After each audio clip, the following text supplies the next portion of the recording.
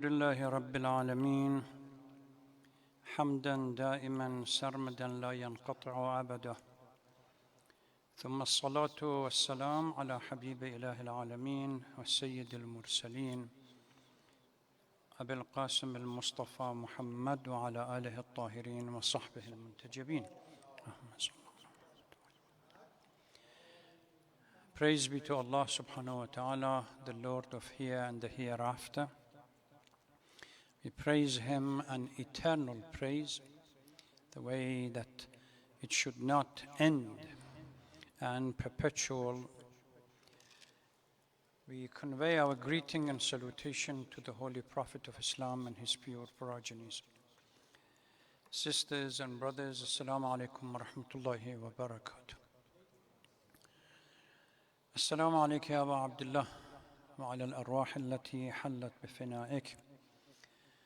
عليك مني سلام الله أبدا ما بقيت وبقي الليل والنهار ولا جعله الله آخر العهد مني لزيارتكم. السلام على الحسين وعلى علي بن الحسين وعلى أولاد الحسين وعلى أصحاب الحسين. يقول الله تبارك وتعالى في القرآن الكريم: أعوذ بالله من الشيطان اللعين الرجيم، بسم الله الرحمن الرحيم. وعد الله الذين آمنوا منكم وعملوا الصالحات ليستخلفنهم في الأرض كما استخلف الذين من قبلهم. Allah has promised those among you who believe and perform righteous deed that He will surely make them the inheritors of the earth as He made others before. We start with the usual recap. Last night, the theme for our conversation was a hadith from Imam Ja'far al-Sadiq salawatullah salamu alayhi, which I recited it because we were trying to establish some sure signs, certain signs that would tell us of the imminent return of the Imam al-Mahdi ajjalallahu ta'ala farajahu sharif.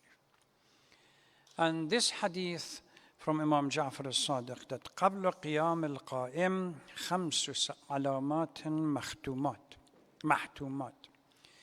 Before the return of the 12th Imam, there are 5 signs that are inevitable, inescapable. It's going to happen for sure. And the rationale for these signs was, as I explained last night, to distinguish between the false claim, those who make about that being Mahdi, and the true claim.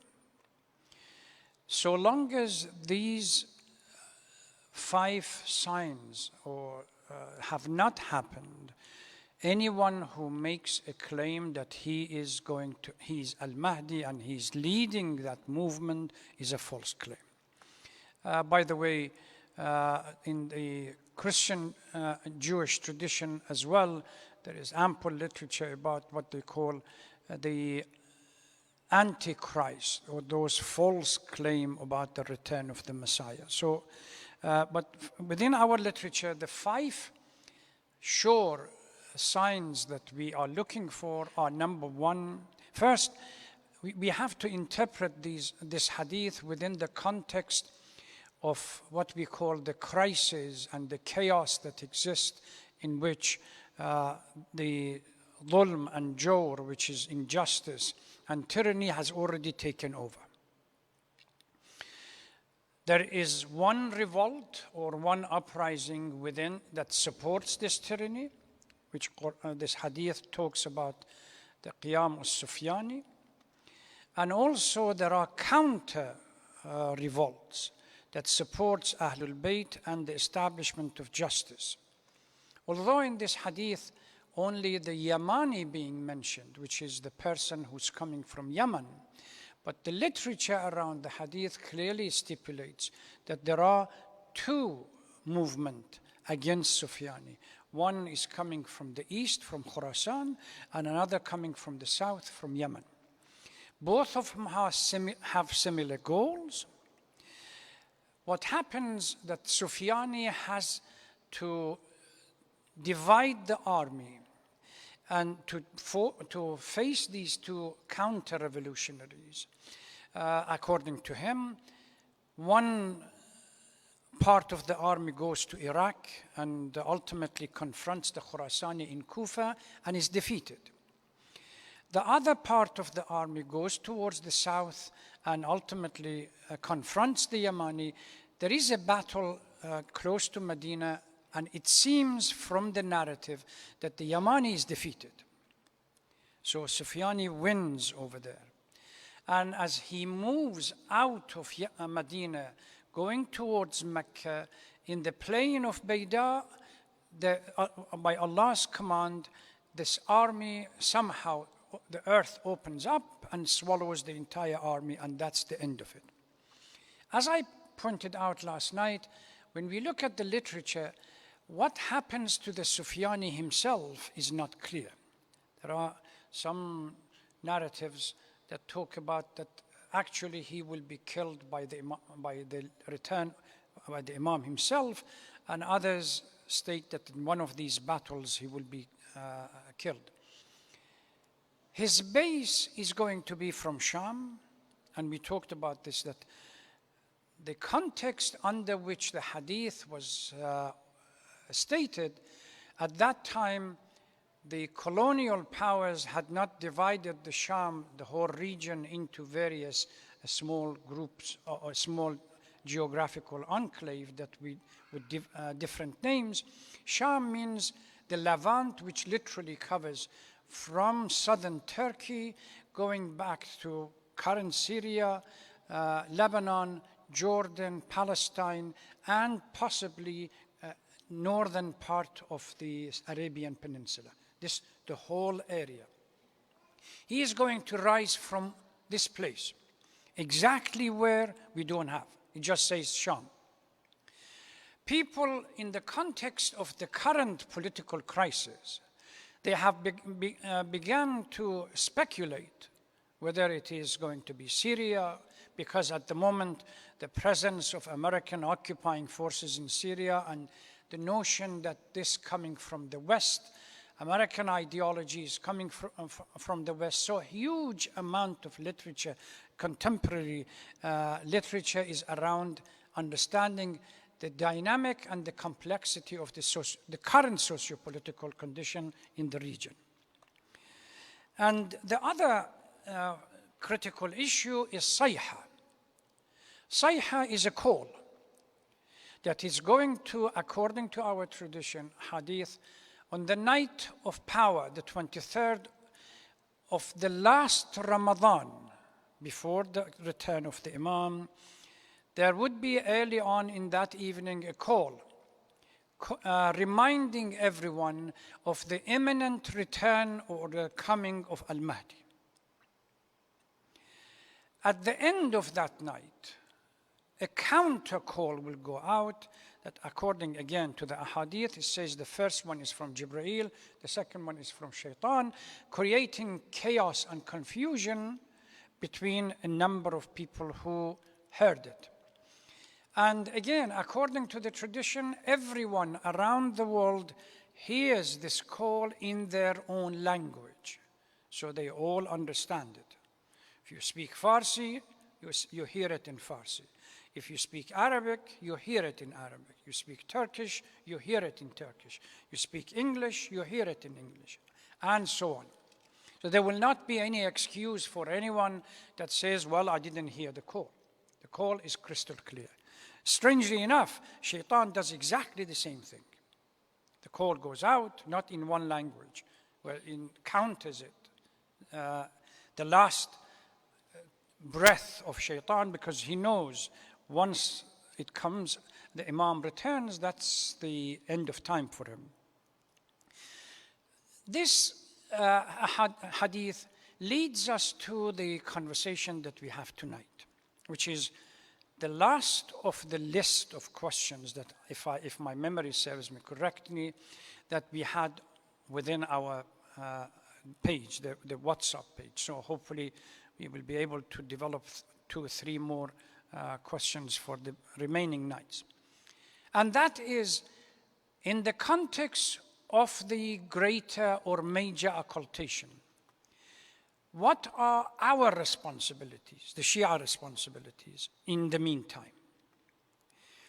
The question itself has, to a degree, it rests on the belief that major occultation has its own dynamic that creates its own unique opportunity and unique responsibility. To a degree is correct, but not to the degree that it is somehow distinct from the previous generations.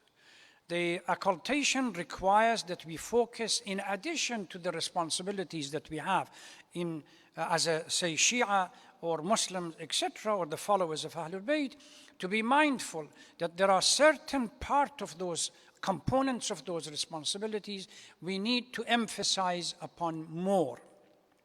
But here is the challenge. We have a hadith that says, al-intidhar, waiting is the best worship that you have during the major occultation. Al-intidhar and waiting has been interpreted by a number of scholars in two distinct and opposite point of view. There are those who go to the hadith that says, يَمْلَأُ الْأَرْض قِسْطًا وَعَدْلًا كَمَا مُلِئَتْ ظُلْمًا وَجَوْرًا, simply means that the transition from injustice to justice, from batil to haqq, is somehow inherent and innate, what political philosophers talk about, dialectical, which means you don't need to do anything about it. It automatically, once the earth is saturated by the injustice, it creates an explosion, and that explosion leads to the establishment of justice. We don't need to do anything about it. And similar, if you look at, for example, Marx's point of view regarding political economy and the capitalist and the socialist concept of the coming to power of the working class, he says when the capitalists become toxic, as we see it today, and injustice becomes globally applied, this leads to a chaos, and that chaos automatically leads to the birth of the power for the working class. Similar idea to the concept of intidhar. يَمْلَأُ الْأَرْض قِسْطًا وَعَدْلًا is a dialectical process that once the earth becomes saturated with injustice and justice, then automatically within it, it leads to the birth of justice. We really don't need to do anything about it. This kind of understanding is similar to the understanding of rapture that we talked about last night when the question about Christian theology was presented. That automatic change is going to take place when Jesus comes back. You don't need to do anything about it. Because if you look at the foundation of the whole notion of rapture, is to counter those who say that Christians have some kind of moral and social responsibility to behave in a particular manner during the absence of the Messiah, and lay the foundation for the coming of the Messiah. This is rejected. They say, no, rapture is automatic, inherent, dialectical. Once the world becomes corrupt, automatically something else is going to happen. This understanding within Shia, I mean, unfortunately, it's part of a group within the Shia, even theologians, contemporary theologians. When you interpret and somehow deconstruct this understanding that you really don't need to do anything, we have seen the way they think in a few contexts. In Iraq is one classic example. When the occupying forces, they are still there, but they were more prominent in Iraq. During Ashura, these groups, people that followed these one or two scholars that claim that intidar means simply doing nothing and waiting for it to be born, what makes it even worse, that they believe any step, positive step, towards change is not desirable. Because every, say, Amr bil Ma'ruf and Nahy anil Munkar, every step for the establishment of justice, every step, everything that counters injustice, in essence, is a positive point that holds back the establishment of injustice on earth. You really don't need to do anything about it. And we saw the result of it. American soldier with a gun on the roof of Imam Hussein mausoleum in Karbala, while these people were going through the mausoleum, beating the chest and doing takbir. Totally oblivion to the reality, the socio-political reality that has been created. Big pictures of their scholars were all over the place. They have nothing to do with the reality, the political reality or the social reality that exists. Why?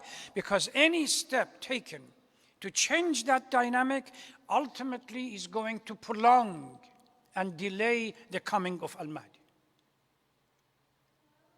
which counters even the most fundamental principle that we have in Islam, or particularly Shia theology.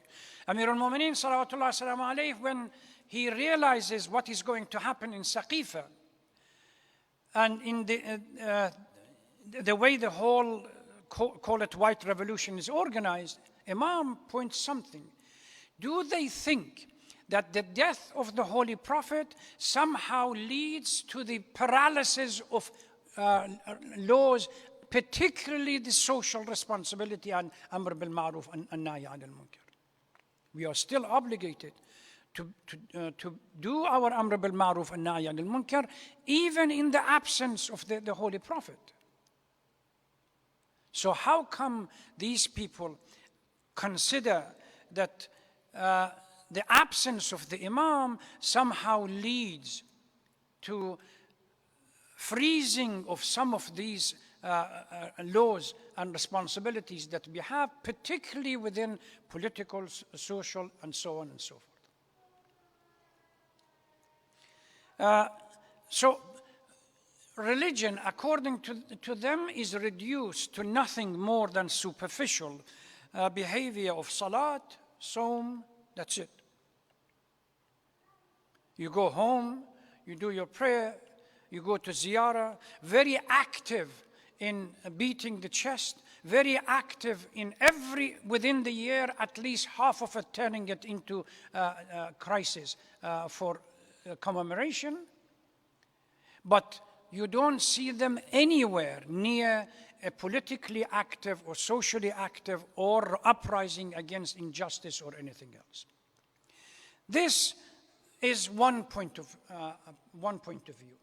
Now, if we want to bring back or hasten the return of the Imam, certainly this is not going to be producing it. By claiming that literally huge section of Islamic law that right from the beginning designated to make a difference between Islam and other ideology, the social political aspect, is somehow frozen. The second point of view says, no, we reject this interpretation of intidar. And we begin by going to the number of verses that all religious scholars or Shia scholars say that they have been revealed in the context of the return of the 12th Imam. One verse was the one that I recited a couple of nights ago, وَلَقَدْ كَتَبْنَا فِي الزَّبُورِ, that we, in the Psalm, we wrote that إِنَّ الْأَرْضَ, that the earth is going to be inherited by the pure Salihin. And there is another one, this is the verse that I started with it today. وَعَدَ اللَّهُ الَّذِينَ آمَنُوا مِنْكُمْ وَعَمِلُوا الصَّالِحَاتِ لَيَسْتَخْلِفَنَّهُمْ فِي الْأَرْضِ. The inheritance of the earth is given as a possibility for those who have belief and socially active, that do righteous deed. Not for those who sit on their backside at home and do nothing. The only way, because at the end of the day, al-insan as-salih, according to the verses of the Holy Quran, the insan that Quran considers to be the righteous one. We go to Surah Al-Asr. Wal-Asr, inna al-insana lafi khusr. By the natural trend, humans are at a loss, with the exception. إِلَّا الَّذِينَ آمَنُوا وَعَمِلُوا الصَّالِحَاتِ وَتَوَاصَوْا بِالْحَقِّ وَتَوَاصَوْا بِالصَّبْرِ. The four golden rules. When you put these four golden rules together, only covers the politically active, the socially active, the one who engages, who understands the reality of the law, and then the reality of the world. Now, Taliban is back in control of Afghanistan. Who's going to stand up? Nobody. We sold Palestine. We sold Iraq. We wanted to sell Syria. And if it wasn't for the Muqawama, they wanted to sell Lebanon. They want to sell Yemen. Nobody's going to stand up to the injustice. The fact that the United States has had to pack up and leave after 21 years and nearly $1.5 trillion of expenditure is the fact that even Taliban, evil as they might be, they thought that they have to take control of their destiny and fight. So these people, the second group, they say that history for us is full of examples, according to the verse in the Holy Quran, إِنَّ فِي قَصَصِهِمْ لَعِبْرَةً. There is a lesson to be learned from the stories of the past. Some group of people, they look at it as the golden age. For us Shias, there is nothing, no golden age in the past. Has been full of tyranny, injustice, marginalization, that we are suffering even now for it. So the way we should understand our history is to look for factors, components that created that mess, to learn from it, and we make sure that history is not going to repeat itself. And such a dynamic requires an active participation beyond the purely cosmetic understanding of the faith. Allahu Akbar, do your prayer, do your fast, and go home. Unusual engagement of daily work, earn a living. Become a lawyer. That's not what Islam wants to do. Islam, at least the way we understand, the Shia understand our history, is that we have to understand the past, because through the past we can create the image of the future. If we failed in the past, we have to make sure that we will not fail in the future. Imam al-Mahdi's return, if we look at it, we just read a hadith from Imam Ja'far al-Sadiq that says Imam is not going to return unless these 5 conditions are fulfilled. 3 of these conditions are active or proactive participation of the Muslims, either in the camp of negative or in the camp of positive. It's inevitable. So what we have to do is to prepare ourselves in such a way that eventually, when the final cell of this long, protracted chain of resistance is connected, we are at a stage that victory is assured. And that is not going to happen by sleeping at home and doing nothing, waiting for the rapture in the Shia tradition or understanding or reading it to happen. They say if you look at the struggle of haqq and batil, Batil has never been defeated if people have not taken up position against it. By prayer, no peace is going to happen and no tranquility is going to prevail. Because if prayer was the answer or solution to it, either we are not praying right or there's something else. We are paying the price of constant chaos and war. وَأَعَدُّوا لَهُمْ. A verse in the Holy Quran says the concept of détente, which means what? Prepare your power to the point that your enemy is not going to dare make an attack. We see it in the case of Iran. We see it in the case of Muqawama in Lebanon after the 2006.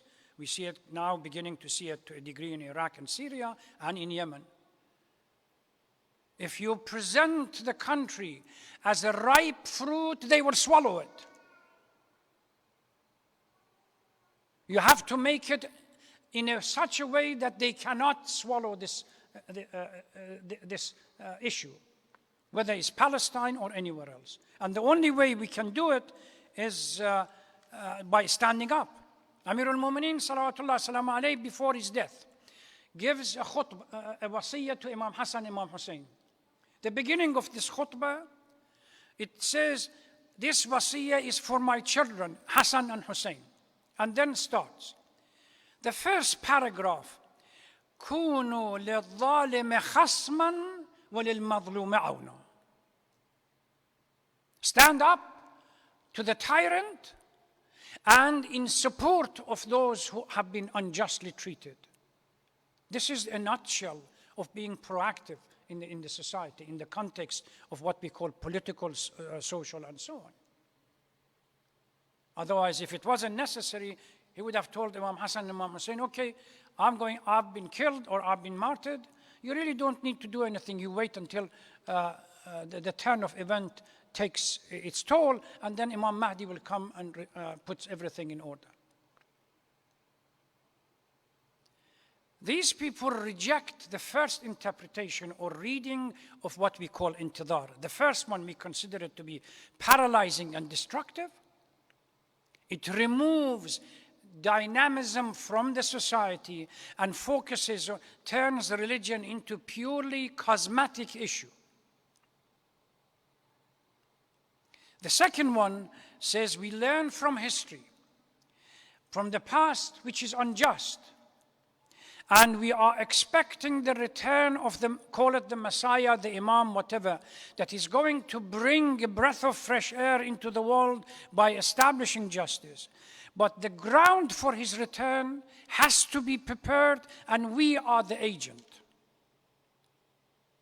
So how do we supposed to do it? Number one, an in-depth understanding of the faith. Otherwise, we'll be at liberty of being pushed around. If we have no clear understanding of our faith, Shia or otherwise, we are being pushed around by people one way or the other. Follow Ahl al-Bayt and the Quran. We talked about this a couple of nights ago, as they are the foundation by which truth and falsehood can be established. Unity with the others. We cannot afford disunity in this world. The primary policy of the colonial powers is divide and rule, which was instigated by the British and followed by the Americans. There are a number of scholars, so-called scholars of Washington Institute and others, that advised George Bush's foreign policy team, as well as Obama's policy team, that if you want to stay in Iraq, use the fracture line. What did they mean by fracture line? Shia and Sunni division. Divide. And now we are beginning to see the same thing wherever you go. Fracture line. So unity is the key factor. Preparing the terrain for the return of the Imam. How? By intellectually, culturally, politically becoming engaged. Understand the reality of the world today. You are privileged, we are privileged, living in the United States at the expense of millions of lives somewhere else. This comfort zone that has been created for you in this country, you may not notice it if you are not politically active. You may not notice it, but it has been at the expense of thousands, if not millions of other people around the world. The blood of others are sucked to lay the foundation for your comfort. Understand that reality. Taqwa and God-fearing is again critical. Fighting the enemy with patience and planning. You can't jump into the deep end and expect to win. Understand the reality of the dynamic that you are dealing with.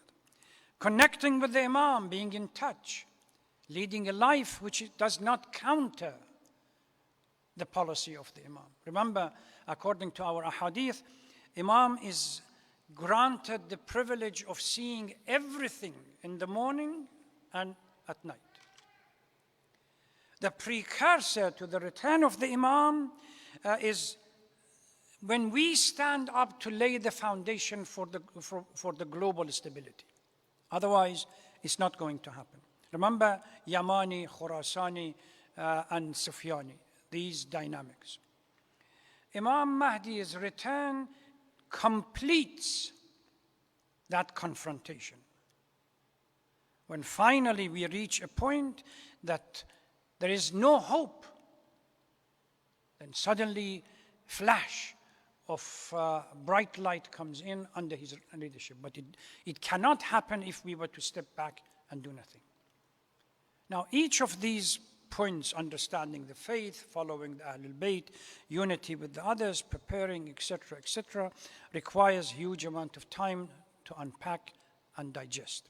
Inshallah, we leave it to either this year or some other time that we follow up conversation about this issue.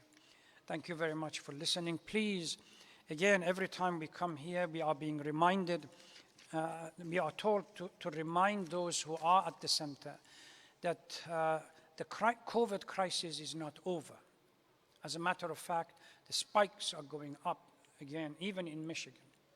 So please continue with the usual hygiene, protection, mask, and everything else.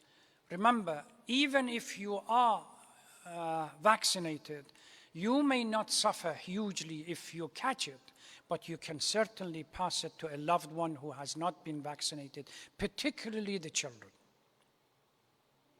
Thank you very much. Wassalamu alaikum wa rahmatullahi wa barakatuh.